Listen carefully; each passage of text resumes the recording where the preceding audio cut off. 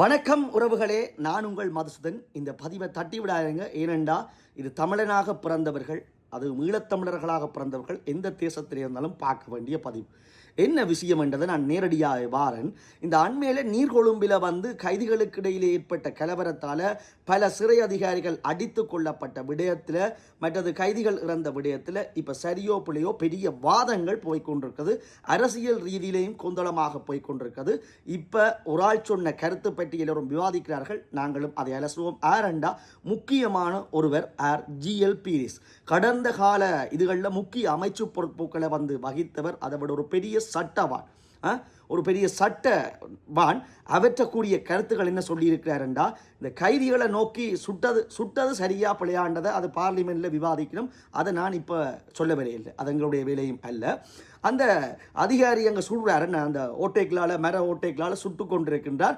அப்போ அது அப்படியும் கனவே செத்திருக்கலாம். அப்போ இந்த முறை துப்பாக்கி பிரயோகத்துக்கு யார் உங்களுக்கு உரிமை தந்தது, அதிகாரம் தந்தது, அனுமதி தந்தது? இது ஒரு மனித உரிமை மீறலான விடயம். இப்படி செய்திருக்கக்கூடாது. கைதிகளும் மனிதர்கள் தான். இதை ஒரு சர்வதேச சட்டங்களுக்கு முரணான செயல்.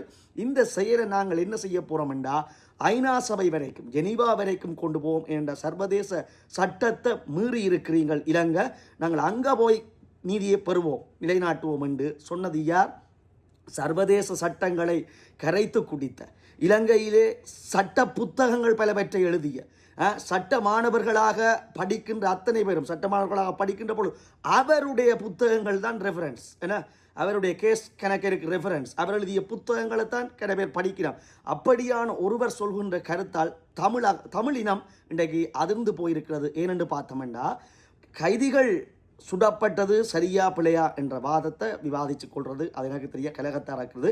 அனுமதி கொடுத்து. ஆனால் இதே ஜிஎல் பீரிஸ் கடந்த கால அரசாங்கங்களில் முக்கியமான அமைச்சு பதவிகளை வைத்திருக்கின்ற பொழுது எத்தனையோ தமிழ் அரசியல் கைதிகள் சுட்டுக் கொல்லப்பட்ட போது, படுகொலை செய்யப்பட்ட போது, சிறைகளிலே வாடி வதங்கி திட்டமிட்டு படுகொலைகள் செய்த போது, இப்பவும் தமிழ் அரசியல் கைதிகள் எந்த குற்றச்சாட்டு நிரூபிக்கப்படாமல் வாடிக்கொண்டிருக்கிறார்கள் இத்தனை வருடமாக. அதை விட உங்களுக்கு தெரியும், சரணடைந்தவர்கள், வெள்ளை கொடியோடு சரணடைந்தவர்கள் சுட்டுக் கொல்லப்பட்ட விஷயம் சர்வதேச சட்ட முரணுக்கு புறம்பானது என்றதை கூட ஒரு நாள் அவர் வாய் திறக்கவில்லை.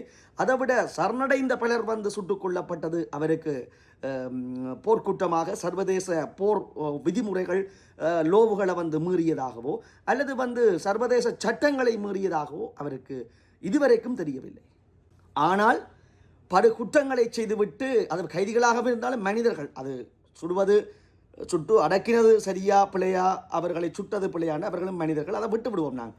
இப்போ இந்த கைதிகள் விவகாரத்தில் அந்த அதிகாரி துப்பாக்கி பிரயோகம் செய்தது சர்வதேச சட்டத்துக்கு முரணானது.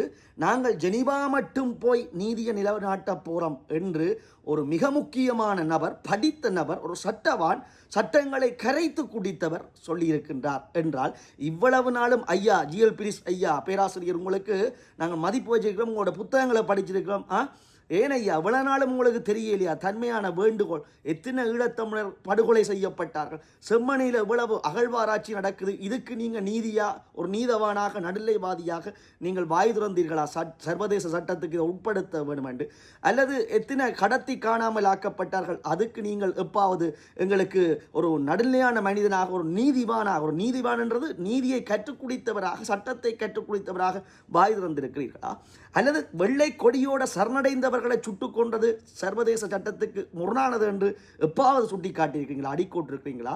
அல்லது சட்டத்துக்கு முரணாக பயங்கரமாக தடை சட்டத்துக்கு கீழே கனபேர் இப்போவும் அல்லற்பட்டு கொண்டிருக்கணும், அதை நீங்கள் சர்வதேச சட்டத்துக்கு முரணானது என்று அதை சொல்லியிருக்கிறீங்களா? அல்லது ஒரு கொஞ்சம் பிஸ்கெட்டை கொடுத்து போட்டு ஒரு பாலகனை சுட்டுக் கொல்லப்பட்டது, அதை நீங்கள் சர்வதேச சட்டத்துக்கு முரணானது என்று எப்பாவது வாய் திறந்திருக்கிறீர்களா? இப்போ இந்த அரசை கவிழ்த்து ஒரு புதிய அரசை உருவாக்க வேண்டும் என்றதுக்காக எத்தனையோ பேர் நீங்கள் ஒவ்வொரு விஷயங்களை முன்னெடுக்கிறீர்கள், நம்புகிறீர்கள் என்பது எங்களுக்கு தெரிகிறது. பார்த்து கொண்டிருக்கிற மக்களும் இப்பொழுது கருத்து தெரிவிக்கின்றார்கள், ஊடகவியலாளர்களும் கருத்து தெரிவிக்கிறார்கள். ஆகவே ஒரு விடயத்தில், இந்த கைதிகள் நீர்கொழும்பு விடயத்தில் நீங்கள் சர்வதேச சட்டத்தை மீறியிருக்கிறது, இலங்கையை நாங்கள் ஜெனீவாவின் முன் நிறுத்துவோம் என்று நீங்கள் இந்த முள்ளிவாய்க்கால் அவலம் அல்லது ஒட்டுமொத்தமாக இவ்வளவு தசாப்த காலமும் நடந்த இத்தனை குற்றங்களுக்கு எப்பாவது நீங்கள் ஜெனீவா வரைக்கும் சென்றிருக்கு பிரச்சனை, நாங்கள் சர்வதேச சட்டத்தில் வந்து மீறப்பட்டிருக்கிற தமிழர்களுக்கு எப்பாவது கொடுக்க வேணும். அல்லது 13வது திருத்த சட்டத்தை அமல்படுத்திக்கலாம். அங்கே இணைக்கப்பட்ட வடக்கு கிழக்கு காணி அதிகாரம் போலீஸ் அதிகாரம் பிடுங்கப்பட்ட போது ஒரு இந்தியாவினுடைய பக்கத்து பெலரசு நாடோடு வந்து இணைந்து ஏற்படுத்தப்பட்ட ஒப்பந்தம் அரசியலமைப்புக்குள்ளே கொண்டு வரப்பட்டது, பித்து எறியப்பட்ட போது எல்லாம் பிடுங்கப்பட்ட போது அதிகாரங்கள் பிடுங்கப்பட்ட போது எப்பாவது நீங்கள் சர்வதேச சட்டத்தை மீறியிருக்கிறோம் என்று சொல்லியிருக்கிறீங்களா? இப்போ விளங்குது, உங்களுடைய இயல்புகள் விளங்குகின்றது.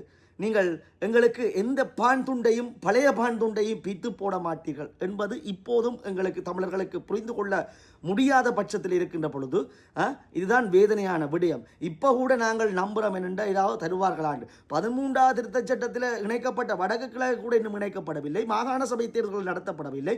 காணி அதிகாரம் போலீஸ் அதிகாரம் தந்து முழுமையான 13வது திருத்த சட்டம் தரவில்லை. இவர்கள் இந்த ஜிஎல் பீரிஸ் தலைமையிலான பெரும் சட்ட புலமையாளர்கள் இந்த குழுமம் இருந்து தான் அரசியலமைப்புல எங்களுக்கு சமஷ்டியை தரப்போயினமா என்றதை நான் உங்களுடைய கருத்துக்கு விட்டு விடுகிறேன். ஏனென்றா அடுத்த ஆட்சி அமைந்தா ஜிஎல் பீரிஸ் அவர்கள் மிக முக்கியமான அமைச்சு பதவிக்கு வருவார். ஒரு அரசியலமைப்பு மாற்றம் பெறணுமென்றா அந்த அரசியலமைப்பு பேரவைக்குள்ள ஜிஎல் பீரிஸ் இருப்பார் கட்டாயம். அவற்ற சட்ட புத்தகங்கள்லாம் இலங்கையில் புழங்குது. அவர் சர்வதேச சட்டங்களை எல்லாம் எல்லாத்தையும் சமஷ்டி இலகுகளை எல்லாம் கரைத்து குடித்தவர்.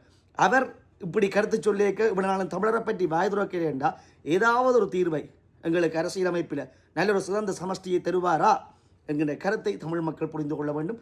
பார்த்து கொண்டிருக்கிற ஒவ்வொரு தமிழர்களும் இந்த அரசியல் போக்குகளை வந்து நீங்கள் அனுமானிக்க வேண்டும், ஆராய வேண்டும், என்ன விஷயம் என்றதை புரிந்து கொள்ள வேண்டும். நாங்கள் தமிழர்களாக இருக்கிறோம், இன்னும் தீர்வுகள் வரவில்லை. ஒவ்வொரு தமிழராக பிறந்தவரும் உங்களுடைய நாட்டில் இருக்கிற அரசியல்களை வந்து உன்னிப்பாக அவதானிக்க வேண்டும். இதுதான் இந்த இன்றைக்கு நாங்கள் கொண்டு சேர்க்கிற விடயம்.